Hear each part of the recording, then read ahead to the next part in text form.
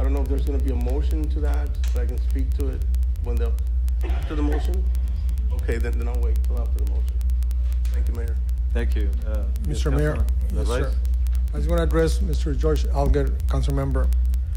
With all due respect to your mom, when UISD was at large, she was against the idea of UISD representing their board members at large because she felt there was not equal representation. And I believe she wrote an article to that effect.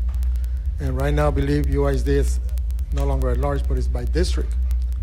I understand that some members here present or some people pushing that at large. Again, it's for equal representation.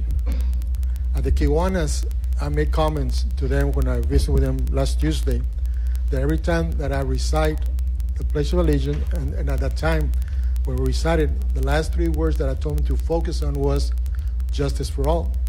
I believe Mr. Miguel Conchas copied that from me because he put it in the paper this morning.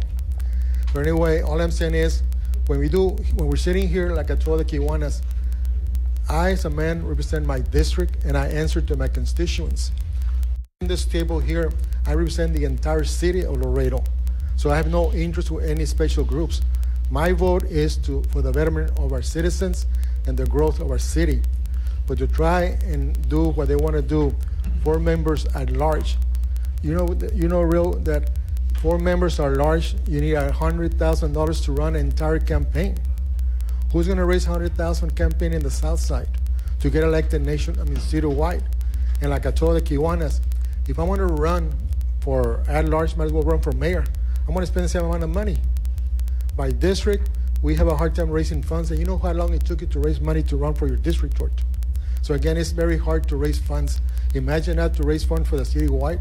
So those that will be supportive, and I give an example. Here's a guy by the name of Juan Mata that lives in the South Side. He goes to the people on the north side, the well-to-do, ask for donations. Do you think he's going to get contributions when they already got their horse already selected to run?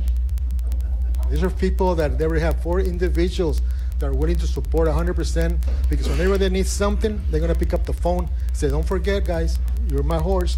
You better come out and vote for me. So again, by doing what we're doing here, each of us have our own independent minds.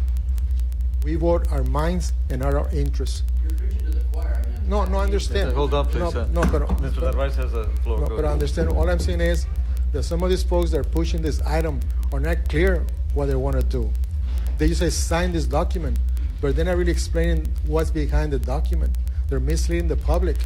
I think they really want people to sign before they sign that affidavit or whatever they're asking to sign, to explain why they want to do it at large. But again, the way the democratic process sits, it's right here by district. We represent our districts. We know our ins and outs. And like Mr. San Miguel said earlier, he says that he represents his district. Tell him to answer the phones when they call him. Sometimes he don't take calls. So how can he represent his district when he answers his calls?